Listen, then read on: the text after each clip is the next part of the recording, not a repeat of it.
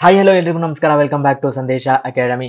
So ಇವತ್ತು ನಾವು general ಇಂಗ್ಲಿಷ್ಗೆ related ಆದಂತಹ ಒಂದು ಕ್ಲಾಸ್ ಅನ್ನು ಮಾಡಬೇಕು ಅಂತ ಈ ಕ್ಲಾಸು ಎಲ್ಲ ಸ್ಪರ್ಧಾತ್ಮಕ ಪರೀಕ್ಷೆಗಳಿಗೆ ಅಪಿಯರ್ ಆಗ್ತಾ ಇರುವಂತಹ ಸ್ಟೂಡೆಂಟ್ಸ್ಗೆ ಮತ್ತು ವರ್ಕಿಂಗ್ ಅಲ್ಲಿ ಯಾರಿಂದ ಇದ್ದಾರೆ ಅವರು ಸ್ಪೋಕನ್ ಇಂಗ್ಲಿಷ್ ಇಂಪ್ರೂವ್ ಮಾಡ್ಕೋಬೇಕು ಅಂತ ಇರೋರಿಗೆ ಕೂಡ ಹೆಲ್ಪ್ ಆಗುತ್ತೆ ಅನ್ನೋದು ನನ್ನ ಅಭಿಪ್ರಾಯ.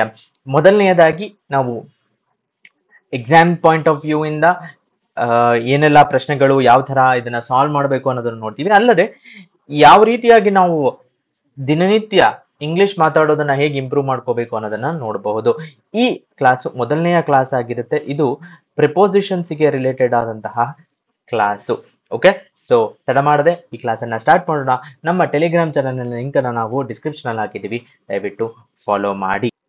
ರೈಟ್, ಸೊ ಈ ವಿಡಿಯೋದಲ್ಲಿ 3 ಭಾಗಗಳಿರುತ್ತೆ. ಮೊದಲನೇದಾಗಿ ಒಂದು ಪ್ರೋತ್ಸಾಹದ ಸಂದೇಶವನ್ನು ಕೊಡಬೇಕಂತ ಎಲ್ಲರಿಗೂ ಒಂದು ಉತ್ಸಾಹ ಭರಿತವಾದಂತಹ ಕ್ಲಾಸ್ ಅನ್ನ ಮಾಡಬೇಕು ಅನ್ನೋದನ್ನ ನಮ್ಮ ಮುಖ್ಯ ಉದ್ದೇಶ.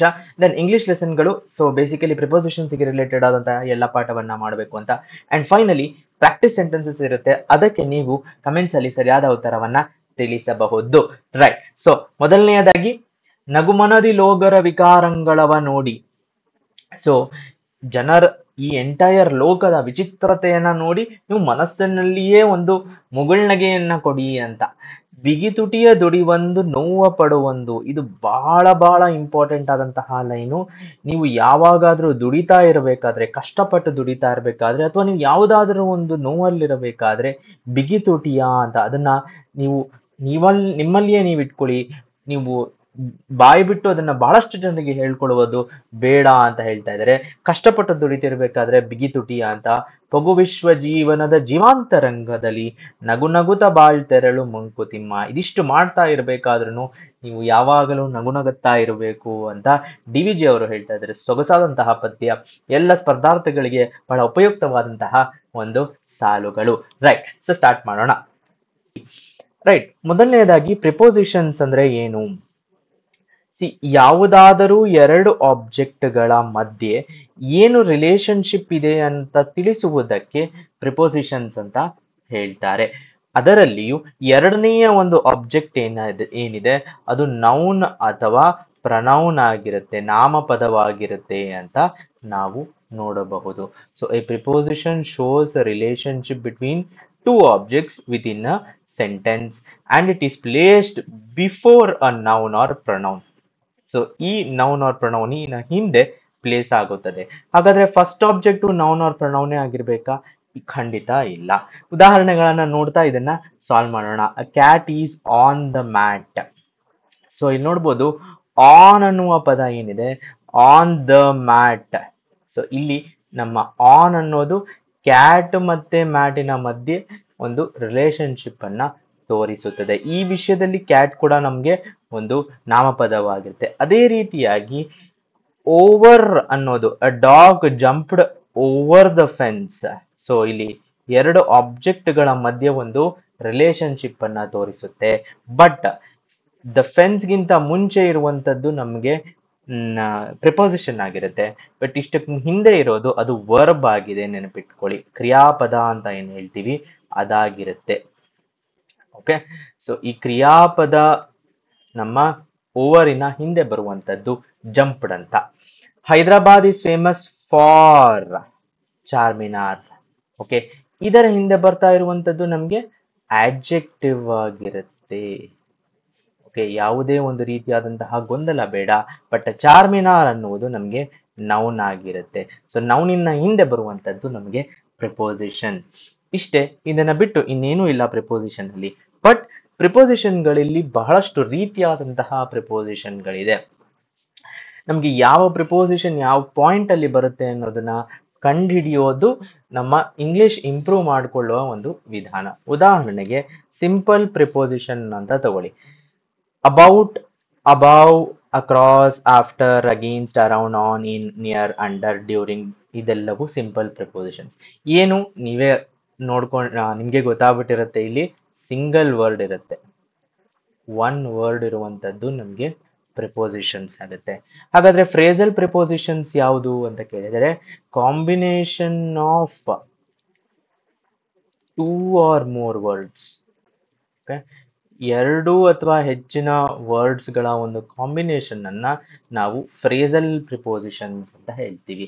ಉದಾಹರಣೆ because of, he fell because of a wooden log ಅಂತ ಹೇಳಿದಾಗ ಅದು ಫ್ರೇಸಲ್ ಪ್ರಿಪೋಸಿಷನ್ ಆಗುತ್ತೆ. Instead of, in spite of, ನೋಡಿ ಮೂರು ಪದಗಳಿದೆ. ಸೊ ಎಲ್ಲವೂ ಫ್ರೇಸಲ್ ಪ್ರಿಪೋಸಿಷನ್ಗಳಾಗುತ್ತೆ. ಇದನ್ನ ನೀವು ನೋಟ್ ಮಾಡ್ಕೋಬಹುದು, ಇದೆಲ್ಲವೂ ಪ್ರಿಪೋಸಿಷನ್ಸ್ ಅಂತ. ಓಕೆ, ಮೋರ್ ದನ್ ದಟ್ ನಾನು ಪ್ರಾಕ್ಟಿಕಲ್ ಆಗಿ ಯೂಸ್ ಮಾಡೋದನ್ನ ಬಹಳಷ್ಟು ನಾನು ನಂಬ್ತೀನಿ. ಯಾಕಂದ್ರೆ ನೀವು ಇದನ್ನ ಕಂಠಪಾಠ ಮಾಡಿದರೂ ಅದು ಯಾವುದನ್ನ ಎಲ್ಲಿ ಯೂಸ್ ಮಾಡಬೇಕು ಅಂತ ಕಲಿಯುವುದೇ ಪ್ರಿಪೋಸಿಷನ್ಸ್. ಓಕೆ, ಸೊ ಮುಂದೆ ಹೋಗ್ತಾ ಯಾವ ರೀತಿಯಾದಂತಹ ಪ್ರಿಪೋಸಿಷನ್ಗಳಿದೆ ಆಂಗ್ಲ ಭಾಷೆಯಲ್ಲಿ ಅಂದ್ರೆ 5 ವಿಭಾಗಗಳಿದೆ ಪ್ರಿಪೋಸಿಷನ್ಗಳಲ್ಲಿ. ಪ್ರಿಪೋಸಿಷನ್ ಆಫ್ ಟೈಮ್ ಅಂತ ಹೇಳ್ತೀವಿ, ಸಮಯದ ಪ್ರಿಪೋಸಿಷನ್. ಓಕೆ, ಅಂದ್ರೆ ಸಮಯ ಅಂದ್ರೆ ನೀವು ಬಹಳಷ್ಟು ಒಂದು ಸೆಕೆಂಡ್ ನಿಂದ ಹಿಡಿದು ಇಯರ್ ಡೆಕೇಡ್ಸ್ ವರೆಗೂ ಎಲ್ಲವೂ ಸಮಯ. ಆಫ್ಟರ್ನೂನ್, ಈವ್ನಿಂಗ್, ನೈಟ್ ಅವೆಲ್ಲವೂ ಸಮಯಕ್ಕೆ ರಿಲೇಟೆಡ್ ಆಗಿರುವಂಥದ್ದು. ಆ ಟೈಮಿನಲ್ಲಿ ಯೂಸ್ ಮಾಡುವಂತಹ ಪ್ರಿಪೋಸಿಷನ್ಸ್ ಸಮಯದ ಪ್ರಿಪೋಸಿಷನ್ಸ್. ಮತ್ತೆ ಪ್ರಿಪೋಸಿಷನ್ ಆಫ್ ಡೈರೆಕ್ಷನ್, ಯಾವ ದಿಕ್ಕು ಅಂತ ಹೇಳ್ತೀವಲ್ಲ ಅದು ನಮ್ಮ ಪ್ರಿಪೋಸಿಷನ್ ಆಫ್ ಡೈರೆಕ್ಷನ್ ಆಗಿರುತ್ತೆ. ಮತ್ತು ಪ್ರಿಪೋಸಿಷನ್ ಆಫ್ ಪ್ಲೇಸ್, ಉದಾಹರಣೆಗೆ ಯಾವುದೋ ಒಂದು ಜಾಗ ಅಂತ ಬಂದಲ್ಲಿ ಒಂದು ಮೇಜಿನ ಮೇಲೆ, ಮೇಜಿನ ಕೆಳಗಡೆಯಿಂದ ಹಿಡಿದು ಇಂಟರ್ ಕಾಂಟಿನೆಂಟಲ್, ಬೇರೆ ಕಾಂಟಿನೆಂಟಿನವರೆಗೂ ಎಲ್ಲವೂ ಪ್ರಿಪೋಸಿಷನ್ಸ್ ಆಫ್ ಪ್ಲೇಸ್ ಅಲ್ಲಿಯೇ ಬರುತ್ತದೆ. ಬೇರೆ ಊರು, ಬೇರೆ ದೇಶ, ಬೇರೆ ಕಾಂಟಿನೆಂಟು, ಬೇರೆ ಗ್ರಹ ಎಲ್ಲವೂ ಪ್ರಿಪೋಸಿಷನ್ಸ್ ಆಫ್ ಪ್ಲೇಸಿನಲ್ಲೇ ಬರುವಂಥದ್ದು.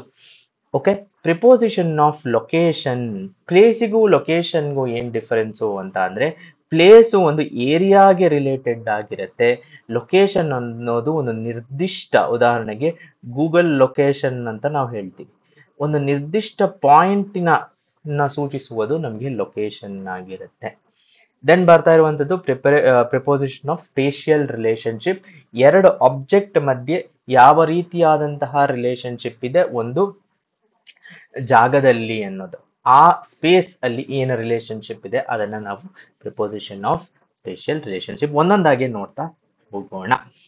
ರೈಟ್, ಮೊದಲನೆಯದಾಗಿ ಪ್ರಿಪೋಸಿಷನ್ ಆಫ್ ಟೈಮ್ ಏನಪ್ಪಾ ಅಂತ ಕೇಳಿದರೆ ಇವೆಲ್ಲವೂ ವೆನ್ ಅನ್ನುವ ಪದವನ್ನ ನಮಗೆ ಆನ್ಸರ್ ಮಾಡುತ್ತೆ. ಉದಾಹರಣೆಗೆ ನೀವು ಒಂದು ಮೀಟಿಂಗಿನ ಟೈಮ್ ಏನು ಅಂತ ಕೇಳಬೇಕು ಅಂತ ಇದೀರಾ ಅನ್ಕೊಳ್ಳಿ. ಸೊ ನಿಮ್ಮ ಯಾರು ಟೀಮ್ ಮೇಟಿಗೆ ಯಾವ ಟೈಮಲ್ಲಿ ಮೀಟಿಂಗ್ ಇದೆ ಅಂತ ಕೇಳಿದಾಗ ಅವರು ಈ ಟೈಮಿನಲ್ಲಿದೆ ಅನ್ನೋದನ್ನ ಏನು ಹೇಳ್ತಾರೆ, ಇದು ಪ್ರಿಪೋಸಿಷನ್ ಆಫ್ ಟೈಮ್ ಆಗಿರುತ್ತೆ. ಯಾವ ರೀತಿಯಾದಂತಹ ಪ್ರಿಪೋಸಿಷನ್ಸ್ ಇದೆ, on, at, in, before, after, till, for, since, from, during, ಇವೆಲ್ಲವೂ ಪ್ರಿಪೋಸಿಷನ್ಸ್ ಆಫ್ ಟೈಮ್.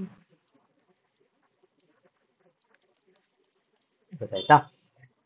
ಹೇಗೆ ಗೊತ್ತಾಗುತ್ತೆ ನಮಗೆ ಎಕ್ಸಾಕ್ಟ್ಲಿ ಇದೇ ಪ್ರಿಪೋಸಿಷನ್ ಯೂಸ್ ಮಾಡಬೇಕು ಅಂತ ಅಂದ್ರೆ ಫಸ್ಟ್ ಈ ಪ್ರಿಪೋಸಿಷನ್ಗಳನ್ನ ಲಿಸ್ಟ್ ಅನ್ನ ನೆನಪಿನಲ್ಲಿ ಇಟ್ಕೋಬೇಕು. ಇದು ಟೈಮಿಗೆ ಸಂಬಂಧಿಸಿದಂತಹ ಪ್ರಿಪೋಸಿಷನ್ ಅಂತ ಮೊದಲನೆಯದು. ಎರಡನೆಯದು ಉದಾಹರಣೆಗೆ ಆ ಜಾಗದಲ್ಲಿ ಎಂಟಿ ಸ್ಪೇಸ್ ಇತ್ತು, ಅಲ್ಲಿ ಏನ್ ಯೂಸ್ ಮಾಡಬೇಕು ಅಂತ ಕೇಳಿದಾಗ ನೀವು ವೆನ್ ಅನ್ನುವ ಕ್ವೆಶ್ಚನ್ ಅನ್ನ ಕೇಳಬೇಕು.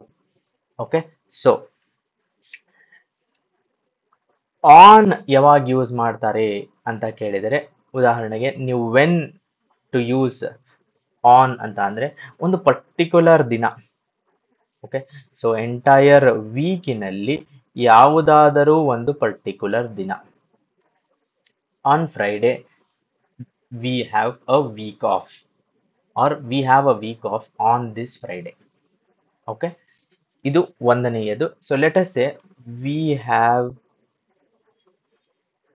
ಮಾಕ್ ಡ್ರಿಲ್ ಡ್ಯಾಶ್ ಫ್ರೈಡೆ ಅಂತ ಪ್ರಶ್ನೆ ಬಂತು ಅಂತ ಇಟ್ಕೊಳ್ಳಿ, ಅಥವಾ ನೀವು ಅಲ್ಲಿ ಏನು ಯೂಸ್ ಮಾಡಬೇಕು ಅಂತ ನಿಮ್ಗೆ ಗೊತ್ತಿಲ್ಲ. ಈಗ ನೀವು ಇದು ಯಾವ ರೀತಿಯಾಗಿ ಫಿಲ್ ಮಾಡಬೇಕು ಅಂದ್ರೆ ವೆನ್ ಅನ್ನೋ, ಇದು ಏನ್ ಆನ್ಸರ್ ಮಾಡ್ತಾ ಇದೆ, when do we have a mock drill ಅನ್ನೋ ಪ್ರಶ್ನೆಯನ್ನ ಆನ್ಸರ್ ಮಾಡ್ತಾ ಇದೆ. ಸೊ ಹಾಗಾಗಿ ಇಲ್ಲಿ ಪ್ಲಸ್ ಇದು ಒಂದು ನಿರ್ದಿಷ್ಟ ದಿನದಂದು ಬರ್ತಾ ಇದೆ. Okay, so day, particular day, so ಹಾಗಾಗಿ ಆನ್ ಬರುತ್ತೆ. ಮತ್ತಿನ್ನೆಲ್ಲಿ ಆನ್ ಬರುತ್ತದೆ ಅಂತ ಕೇಳಿದರೆ ಒಂದು ನಿರ್ದಿಷ್ಟ ಡೇಟ್ ಅಂದು ಆನ್ ಬರುತ್ತದೆ. ಓಕೆ.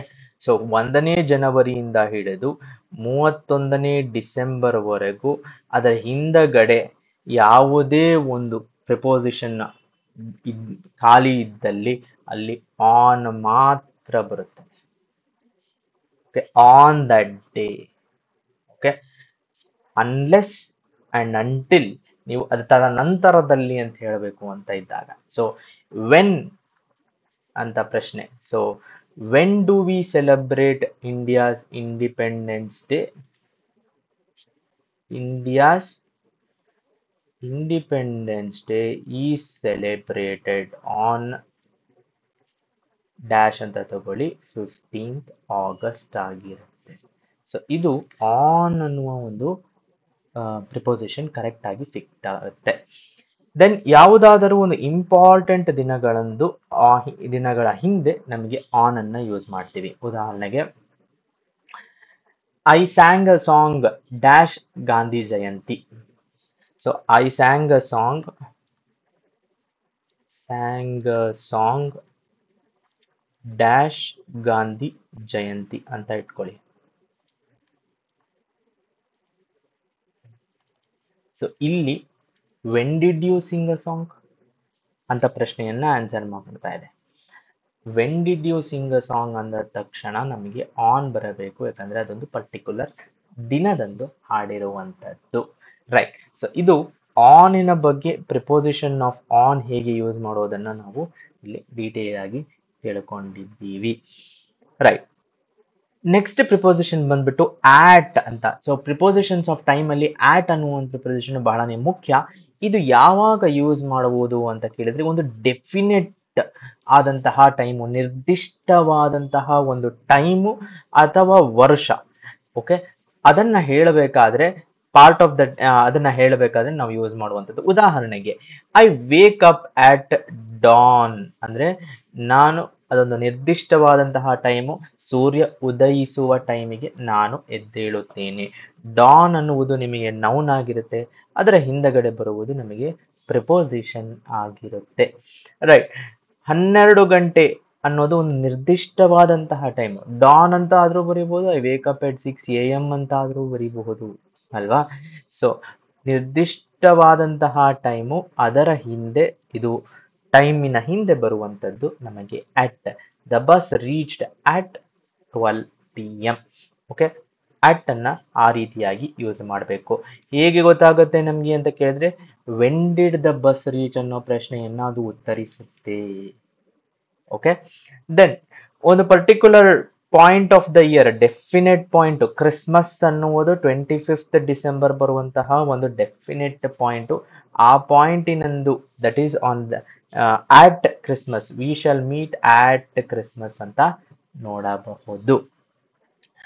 ಮುಂದೆ ಇನ್ ಅನ್ನುವುದು ಯಾವಾಗ ಯೂಸ್ ಮಾಡುವುದು ಅಂತ ಕೇಳಿದರೆ, ನಾವು ಆಗಲೇ ನೋಡಿದ್ವಿ, ಒಂದು ಪರ್ಟಿಕ್ಯುಲರ್ ಪಾಯಿಂಟ್ ಅಲ್ಲಿ ಆಟ್ ಯೂಸ್ ಮಾಡಿದರೆ ಒಂದು particular part of the day ಆಗಿರಬಹುದು, ಪಾರ್ಟ್ ಆಫ್ ದ ವೀಕ್ ಆಗಿರಬಹುದು, ಪಾರ್ಟ್ ಆಫ್ ದ ಮಂತ್ ಆಗಿರಬಹುದು, ಪಾರ್ಟ್ ಆಫ್ ದ ಇಯರ್ ಆಗಿರಬಹುದು, ಯಾವುದಾದರೂ ಒಂದು ಪಾರ್ಟ್ ಆಫ್ ದ ಸೀಸನ್ ಆಗಿರಬಹುದು, ಒಂದು ಡೆಕೇಡ್ ಆಗಿರಬಹುದು, ಒಂದು ಸೆಂಚುರಿ ಆಗಿರಬಹುದು.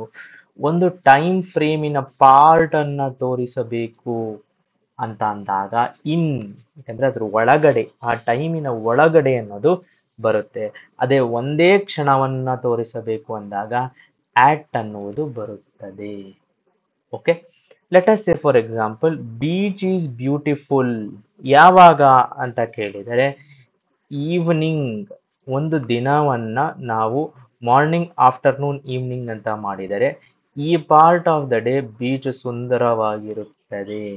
ನೀವು ಎಸ್ಪೆಷಲಿ ವೆಸ್ಟ್ ಕೋಸ್ಟ್ ಅಲ್ಲಿ ಇದ್ದಾಗ ಸೂರ್ಯಾಸ್ತವು ವೆಸ್ಟ್ ಕೋಸ್ಟ್ ಅಲ್ಲಿ ಆಗೋದ್ರಿಂದ ಬೀಚು ಸೂರ್ಯಾಸ್ತದ ಟೈಮಿನಲ್ಲಿ ಬಹಳ ಸೊಗಸಾಗಿ ಕಾಣುತ್ತೆ. Okay, so part of the day. ಅದೇ ರೀತಿಯಾಗಿ ಪಾರ್ಟ್ ಆಫ್ ದ ಮಂತ್ ಯಾವುದು ಅಂತ ಕೇಳಿದರೆ, ಒಂದು ಎಂಟೈರ್ ಡಿಸೆಂಬರ್ ಮಂತ್ ಏನಿದೆ, ಆ ಡಿಸೆಂಬರ್ ಮಂತಿನ ಒಂದು part, let us say it is cold in December, ಆ ಪಾರ್ಟಿನಲ್ಲಿ ನಮಗೆ ಕೋಲ್ಡ್ ಅಂತ, ಸೊ ಆ ಮಂತ್ ಒಳಗಡೆ ಹೇಳ್ತಾ ಇರುವಂಥದ್ದು, when is it cold, it is cold in December ಅಂತ. ಮತ್ತು ಒಂದು ಪರ್ಟಿಕ್ಯುಲರ್ ಇಯರಿನ ಹೇಳಬೇಕಾದ್ರೆ that is I got promoted in 1989.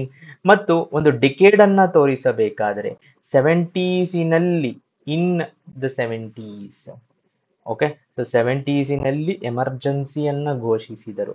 Entire ಸೆವೆಂಟೀಸಿನ part ಅಲ್ಲಿ ಒಂದು ತೋರಿಸ್ತಾ ಇದ್ದೀವಿ, ಆಗ ಹಿಂಗ್ ಬರುತ್ತದೆ. ದೆನ್ ಸಿನ್ಸ್ ಮತ್ತು ಫಾರ್ ಅನ್ನ ಯೂಸಿನ ಕನ್ಫ್ಯೂಷನ್ ಬಹಳ ಜನರಿಗೆ ಆಗ್ತಾ ಇರುತ್ತೆ ಸ್ಪರ್ಧಾರ್ಥಿಗಳೇ. ಸೊ ಸಿನ್ಸ್ ಯಾವಾಗ ಯೂಸ್ ಮಾಡಬೇಕು ಅಂದ್ರೆ ಒಂದು ನಿರ್ದಿಷ್ಟ ಟೈಮಿನ ಇಂಡಿಕೇಶನ್ಗಿಂತ ಮುಂಚೆ ಸಿನ್ಸ್ ಬರುತ್ತೆ. ಓಕೆ, ಸೊ ಫಾರ್ ಎಕ್ಸಾಂಪಲ್, ಯಾವುದೋ ಒಬ್ಬ ಟೀಚರು ನಿಮಗೆ ಗೊತ್ತಿರ್ತಾರೆ, ನಿಮ್ಮ ಮ್ಯಾಥ್ಸ್ ಟೀಚರು, ನಿಮ್ಮ English teacher, social science teacher ಬೆಳಗ್ಗೆ 8 ಗಂಟೆಯಿಂದ ನಿಂತುಕೊಂಡು ಪಾಠ ಮಾಡ್ತಾ ಇರ್ತಾರೆ ಸ್ಕೂಲಿನಲ್ಲಿ. ಸೊ ಈ 8 ಗಂಟೆಯಿಂದ ನಿಂತ್ಕೊಂಡು ಪಾಠ ಮಾಡ್ತಾ ಇದ್ದಾರೆ ಅಂತ ನೀವು ಮಧ್ಯಾಹ್ನ 2 ಗಂಟೆಗೆ ಹೇಳಬೇಕು ಅಂದ್ರೆ she is teaching or she has been teaching since 8 AM ಅಂತ ಆಗುತ್ತೆ. ಯಾಕಂದ್ರೆ ಅದೊಂದು ನಿರ್ದಿಷ್ಟವಾದಂತಹ time. I am here since 9 AM. ನೀವು ಆಫೀಸ್ಗೆ 9 AM ಹೋದ್ರೆ I am here since 9 AM. ಅದೇ ನೀವು ಒಂದು ಪೀರಿಯಡ್ ಆಫ್ ಟೈಮ್ ಅಲ್ಲಿ ಇಂಡಿಕೇಟ್ ಮಾಡಬೇಕು, few hours, few days, few weeks ಅನ್ನ ತೋರಿಸಬೇಕು ಅಂದಾಗ ಫಾರ್ ಅನ್ನ ಯೂಸ್ ಮಾಡ್ತೀವಿ. ಯಾಕಂದ್ರೆ ಅಲ್ಲಿ ಒಂದು ಸ್ಟಾರ್ಟಿಂಗ್ ಪಾಯಿಂಟ್ ಅನ್ನೋದು ಇರೋದಿಲ್ಲ. ಉದಾಹರಣೆಗೆ period of time, say for example 3 days. 3 ಡೇಸಿಗೆ ಒಂದು ನಿರ್ದಿಷ್ಟವಾದಂತಹ ಟೈಮ್ ಇಲ್ಲ. She has been working dash ಅಂತ ಇಟ್ಕೊಳ್ಳಿ, ಅದರ ಹಿಂದೆ ಫಾರ್ ಬರುತ್ತದೆ. ಓಕೆ, ಯಾವುದೇ ರೀತಿಯಾದಂತಹ ಗೊತ್ತಿಲ್ಲ, ಈ ಮಹಿಳೆ ಕಳೆದ 3 ದಿನದಿಂದ ವರ್ಕ್ ಮಾಡ್ತಾ ಇದ್ದಾರೆ ಆ ಪ್ರಾಜೆಕ್ಟ್ ಮೇಲೆ ಅನ್ನೋದನ್ನ ನಾವು ನೋಡಬಹುದು. ಇನ್ನು ಮುಂದೆ ಯಾವಾಗ ಸಿನ್ಸ್ ಯೂಸ್ ಮಾಡಬೇಕು, ಯಾವಾಗ ಫಾರ್ ಯೂಸ್ ಮಾಡಬೇಕು ಅನ್ನೋದು ಯಾವುದೇ ಕನ್ಫ್ಯೂಷನ್ ನಿಮ್ಗೆ ಬರಬಾರದು. ಒಂದೇ ಒಂದು ಕ್ಷಣ ಯೋಚನೆ ಮಾಡಿ, ಇಲ್ಲಿ ಎಂಡ್ ಆಗಿರುವ ಪದ ನಮಗೆ 8 AM ಅಂತ ಏನಿದೆ ಅದರ ನಿರ್ದಿಷ್ಟವಾದ ಟೈಮಾ ಅಥವಾ ಒಂದು ಪೀರಿಯಡ್ ಅಂತ ಅದು ನಾವು ಗೊತ್ತಾದ ತಕ್ಷಣ ಅದರ ಹಿಂದೆ ನಾವು ಹಾಕಬಹುದು. ದೆನ್ ಟಿಲ್ ಮತ್ತು ಡ್ಯೂರಿಂಗ್ ಅನ್ನುವ 2 ಪದಗಳು. ಸಿ, ಟಿಲ್ ಅನ್ನುವುದು ಯಾವಾಗ ಅಂತ ಅಂದ್ರೆ ಎಂಡ್ ಪಾಯಿಂಟ್ ನಮಗೆ ಗೊತ್ತಿದ್ದಲ್ಲಿ. ಓಕೆ, ಸೊ ಸ್ಟಾರ್ಟಿಂಗ್ ಪಾಯಿಂಟ್ ಗೊತ್ತಿದ್ದಲ್ಲಿ ಸಿನ್ಸ್ ಬರುತ್ತೆ, ಎಂಡ್ ಪಾಯಿಂಟ್ ಗೊತ್ತಿದ್ದಲ್ಲಿ ಟಿಲ್ ಬರುತ್ತೆ. ಹೇಗೆ ಅಂತ ಅಂದ್ರೆ she stayed awake till midnight. ರಾತ್ರಿ 12 ಗಂಟೆಯವರೆಗೂ ಎಚ್ಚರ ಇದ್ದು ಕೆಲಸವನ್ನು ಮಾಡಿದಳು. ಆ ಟೈಮು ಹಿಂದಗಿಂದ ಎಷ್ಟು ಗಂಟೆ ಅನ್ನೋದು ಅದನ್ನ ನಾವು ಟಿಲ್ ಅಂತ ಯೂಸ್ ಮಾಡ್ತೀವಿ. So midnight is noun, ಅದರ ಹಿಂದೆಗಡೆ ಬರುವುದು till. Then many soldiers were injured during the war. During ಯಾವಾಗ ಅಂತ ಅಂದ್ರೆ ಯಾವುದಾದರೂ ಒಂದು ಇವೆಂಟ್ ಆಗ್ತಾ ಇರಬೇಕು. ಓಕೆ, ಇವೆಂಟ್ ಅಂದ್ರೆ ಫಾರ್ ಎಕ್ಸಾಂಪಲ್ ಒಂದು ಫೆಸ್ಟಿವಲ್ ಆಗಿರ್ಬೋದು, let us say Diwali. We eat lot of sweets during Diwali. ಯಾಕಂದ್ರೆ ಅದೊಂದು ಈವೆಂಟು, ಅದರ ಪಾರ್ಟ್ ಅಲ್ಲಿ ಈಟಿಂಗ್ ಬರುತ್ತೆ. ಓಕೆ, ವಾರ್ ಅನ್ನುವುದು ಒಂದು ಈವೆಂಟು, ಅದರ ಒಂದು ಟೈಮು, ಅದು ಆಗ್ತಾ ಇರುವ ಟೈಮಿನ ಮಧ್ಯದಲ್ಲಿ ಅನ್ನುವುದನ್ನ ತೋರಿಸಕ್ಕೆ ಡ್ಯೂರಿಂಗ್ ಅಂತ ಕರಿತೀವಿ. ಓಕೆ, ಸೊ ಅದಾಗ್ತಾ ಇರುವ ಟೈಮಿನ ಮಧ್ಯದಲ್ಲಿ, that is during. Many soldiers were injured during the war. ಈಗ ನೀವು ನೋಡ್ತಾ ಇದ್ದೀರಾ, ಭಾರತ ಮತ್ತು ಪಾಕಿಸ್ತಾನದ ಮಧ್ಯೆ ನಡೆದಂತಹ ಒಂದು ಯುದ್ಧದಲ್ಲಿ many soldiers were injured during the war. Okay, then before ಮತ್ತು ಆಫ್ಟರ್ ಒಂದು ಇವೆಂಟ್ ಆಗಿರುತ್ತೆ. ಆ ಇವೆಂಟಿನ ಹಿಂದೆ ಬಿಫೋರು, ಆ ಇವೆಂಟಿನ ನಂತರ ಆಫ್ಟರು. ಸುಲಭವಾದಂತಹ ಒಂದು ಪ್ರಿಪೋಸಿಷನ್. ಟಿ ಅನ್ನುವುದು ನೌನು, ಅದರ ಹಿಂದೆ ನಾನು for example we eat snacks before. Tea ಅನ್ನುವುದು ಇವೆಂಟು, ಅದರ ಮುಂಚೆ ಮಾಡುವುದರಿಂದ before. For example, India scored 30 runs after tea break. After lunch, test match ಅಲ್ಲಿ ಟೀ, ಲಂಚ್, ಟೀ ಅಂತ ಇರುತ್ತಲ್ಲ. So after tea, after lunch ಅಂತ ನಾವು ಬಿಫೋರ್ ಟೀ, ಬಿಫೋರ್ ಲಂಚ್ ಅಂತ ಯೂಸ್ ಮಾಡ್ಬೋದು. ಅದೇ ರೀತಿಯಾಗಿ we shall meet after the college. College ಮುಗಿಯುವುದು ಒಂದು ನಿರ್ದಿಷ್ಟ ಟೈಮು, ಅದರ ನಂತರದಲ್ಲಿ ಸಿಗೋಣ, ಯಾವಾಗಾದ್ರೂ ಸಿಗ್ಬೋದು. ಇಮಿಡಿಯೇಟ್ಲಿ ಆಫ್ಟರ್ ಅಂತ ಬಂದಾಗ ಮಾತ್ರ ಅದು ತಕ್ಷಣ ಸಿಗೋಣ ಅಂತ. ಇಮಿಡಿಯೇಟ್ಲಿ ಬಿಫೋರ್ ಟಿ ಅಂದ್ರೆ, so let us say Australia lost a wicket to Bumrah immediately before tea are just before tea ಅಂದ್ರೆ ತಕ್ಷಣಕ್ಕೆ ಅಂತ. ಓಕೆ, ಸೊ ಆ ರೀತಿಯಾಗಿ ಇದು ವರ್ಕ್ ಆಗತ್ತೆ. ಸೊ ಇದಿಷ್ಟು ಪ್ರಿಪೋಸಿಷನ್ಸ್ ಆಫ್ ಟೈಮ್ ಅನ್ನ ನಾವು ನೋಡಿದ್ದೀವಿ.